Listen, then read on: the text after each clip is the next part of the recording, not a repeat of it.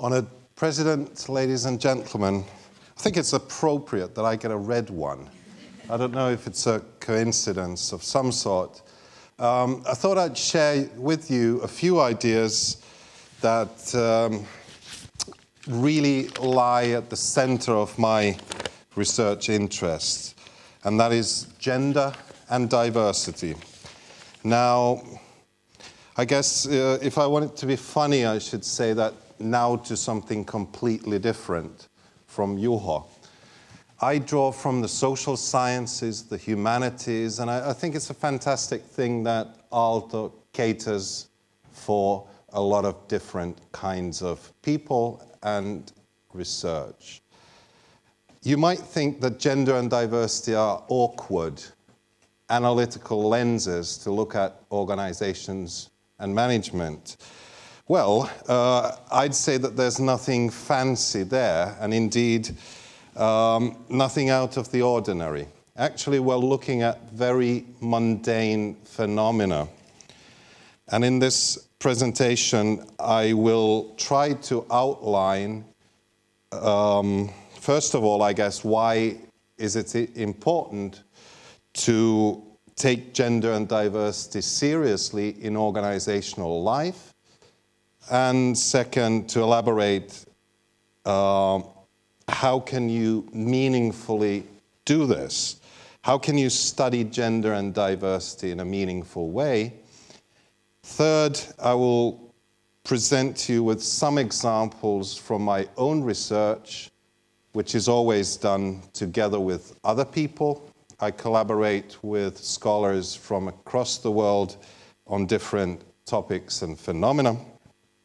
And finally, I'd like to sum up the practical relevance, first of all, of the approach that I will advocate, and say a few words about theory development in the area. First of all, the why question. I'd like to look at it through two different angles.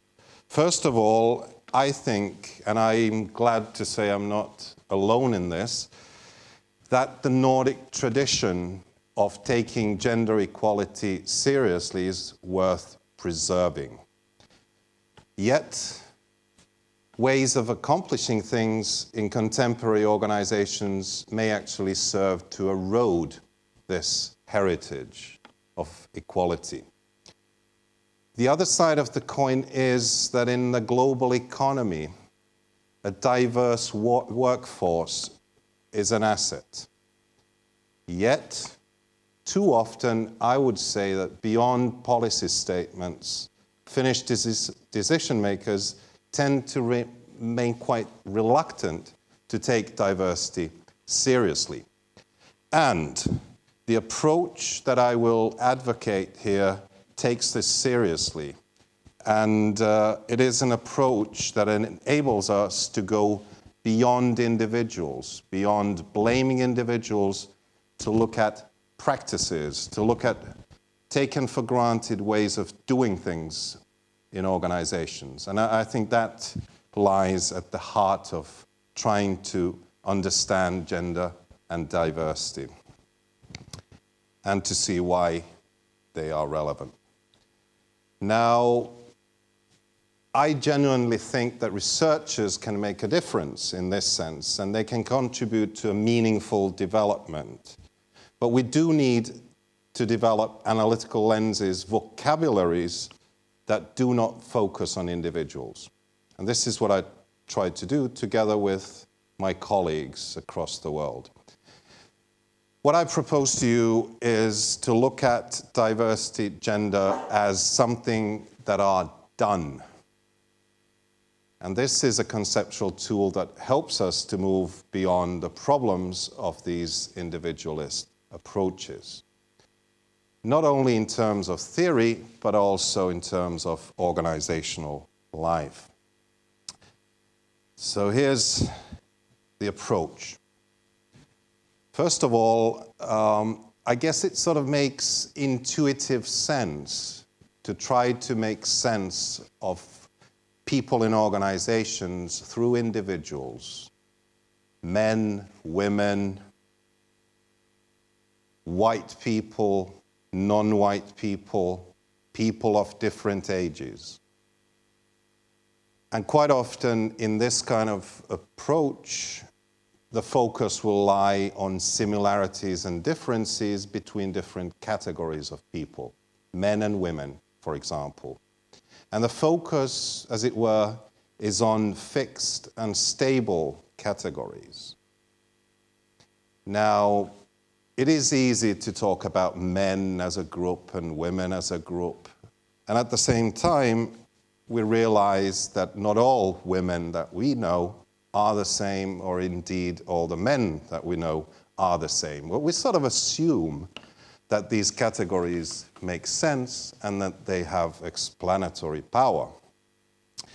The outcome quite often is that we, in this categorization, take people like me as the norm, against which everyone else is measured. White, middle-aged men. And the message seems to be, in this traditional perspective, that it is individuals that matter. And the key to change, if indeed we want to work for change, is in changing individuals, changing people like me.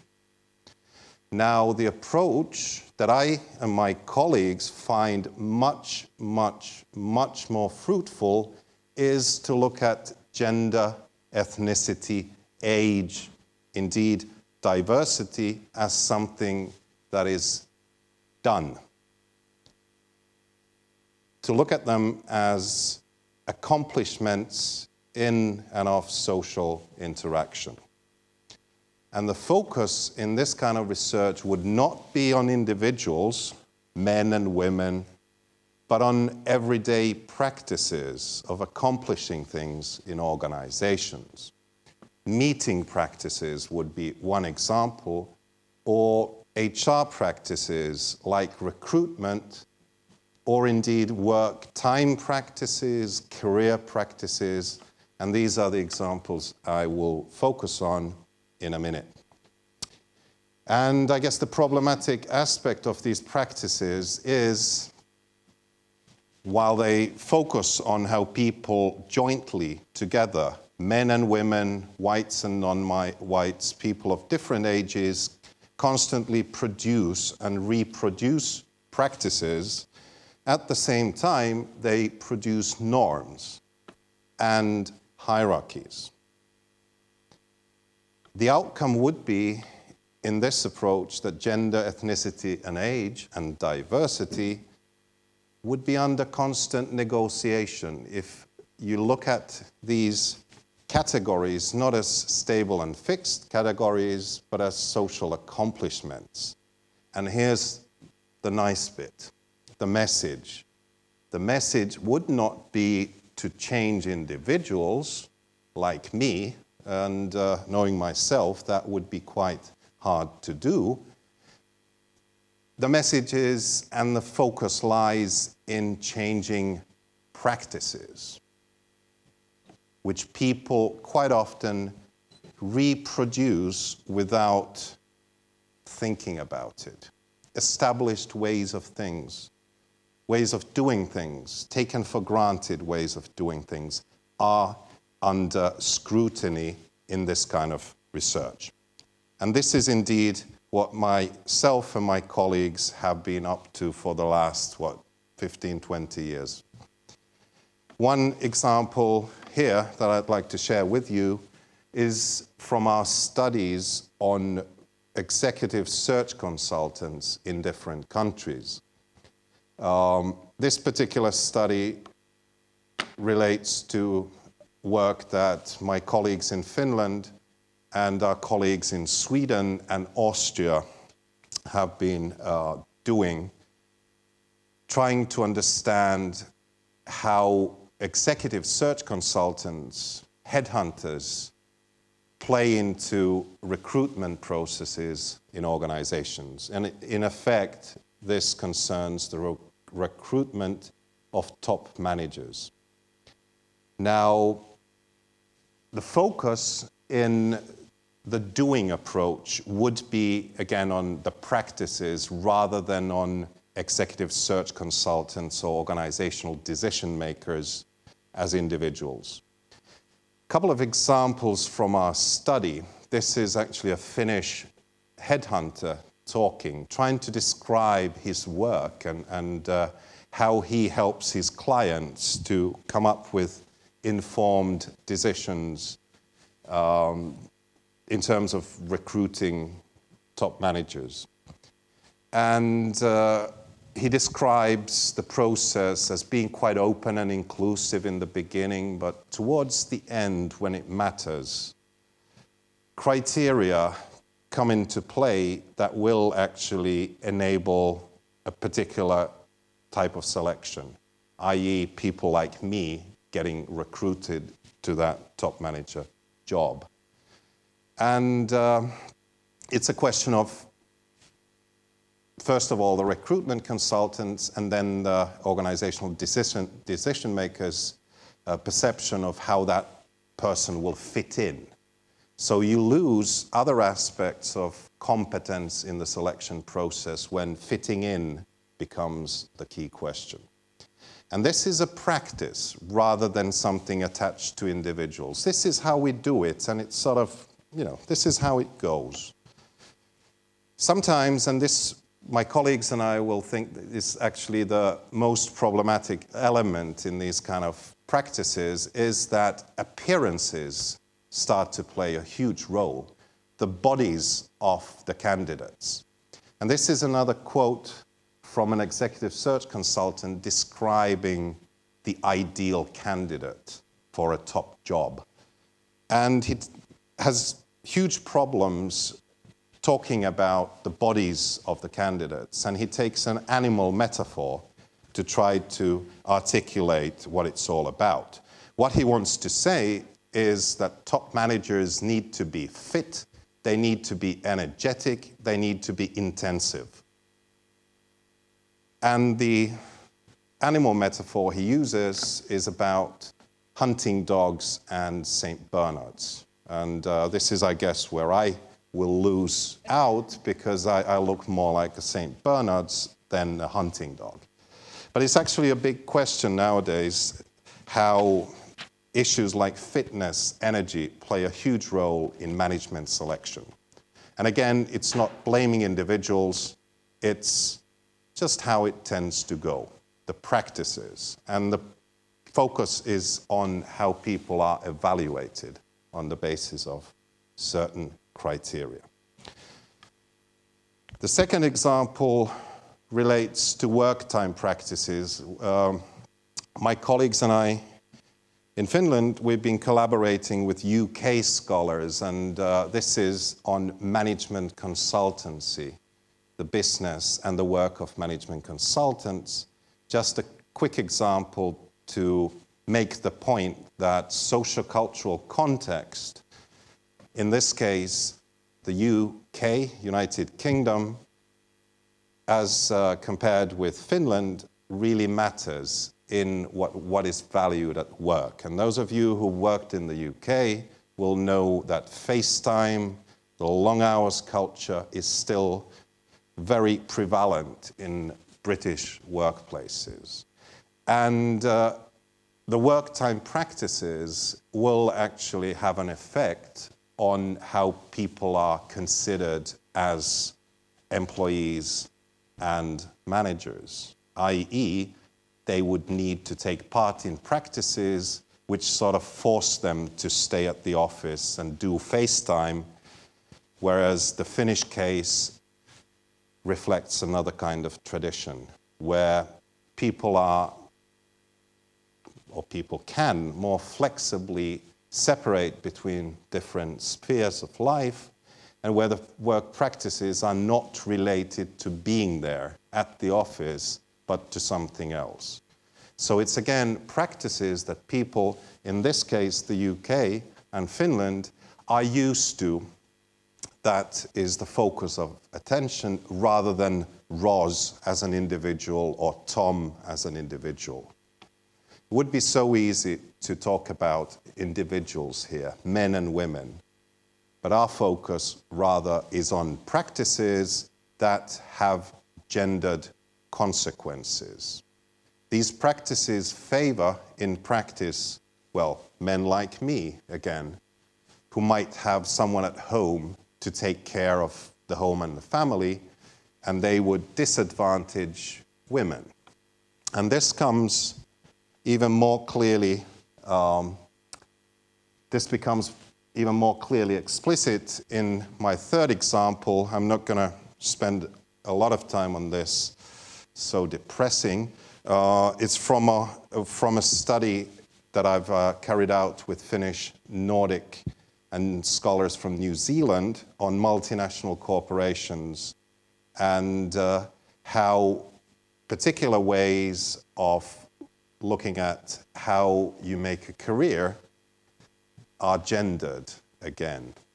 And this particular individual, a male senior executive, interviewed by a scholar, he talks about men and women in the organization and tries to find justification for the fact that there are no women at the top management of the organization.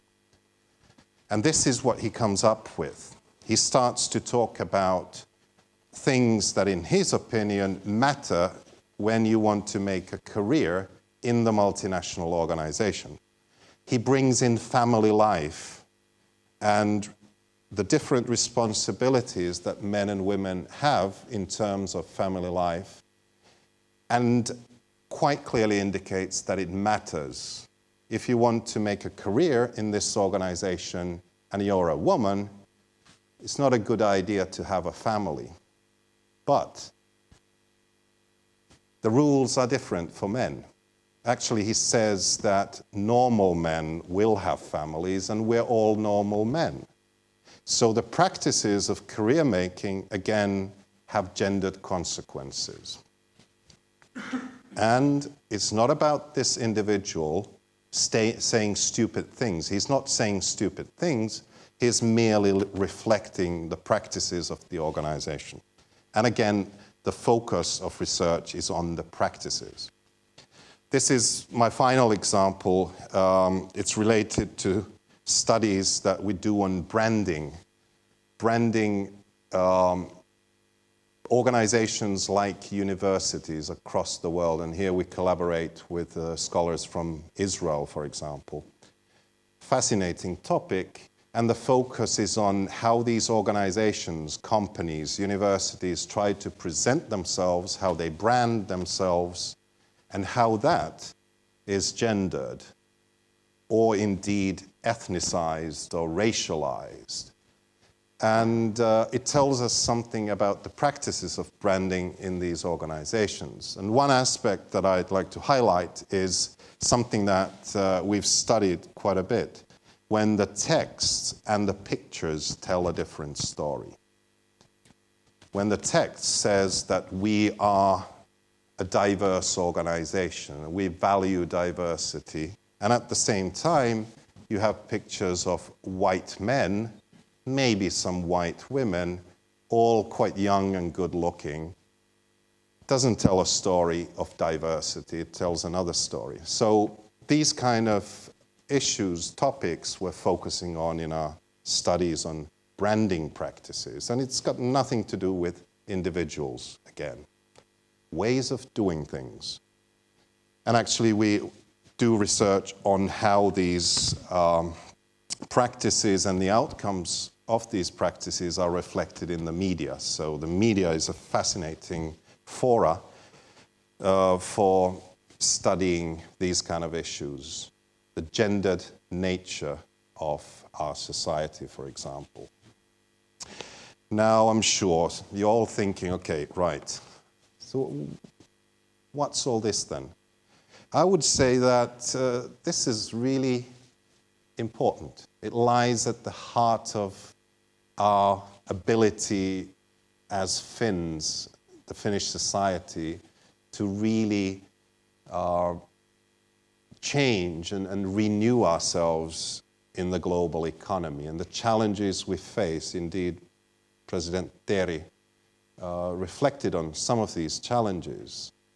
And I would say that a focus on practices is much, much more fruitful than a focus on individuals, because you quite often end up either blaming people like me, you discriminate against others, or you blame the victim. But in this kind of an approach, you look at ways of doing things like recruitment, work time, career, branding, and how they are reproduced. And this is the important bit. They are done every day without us thinking about it, and they become taken for granted. I would say that you need to make these practices explicit, like I tried to do with my few examples here. They need to be challenged and they need to be developed or sometimes even changed. I think it's highly problematic if the way you look will actually determine your perceived success as a corporate executive. I think it's highly problematic that women with a family somehow are not able to make an upward mobile career in a multinational corporation. Quite frankly, I think it's absurd. So in this way, the message is that by looking at the practices, we can try to include different kinds of people. We can indeed widen our talent pool if we think it's important by changing practices rather than people like me. So I think this is a meaningful way to work for change. Well, the theory development bit, and this is my last slide, we've taken part in discussions on doing gender, doing difference and diversity, gendered practices, practicing gender, all sorts of sub-discussions, labels, concepts that theorists are good at debating. How gender is representing, what meanings gender gains in practices in organizations. The body, embodiment and bodily practices, that's an example of what myself and my colleagues will think is a very timely example of where discussions on organizational practices should go. And these images, of course, reflect our executive search consultant who quite clearly indicated that you can't look like a St. Bernard's if you want to be a successful executive. You need to look like the ajokoira, the hunting dog.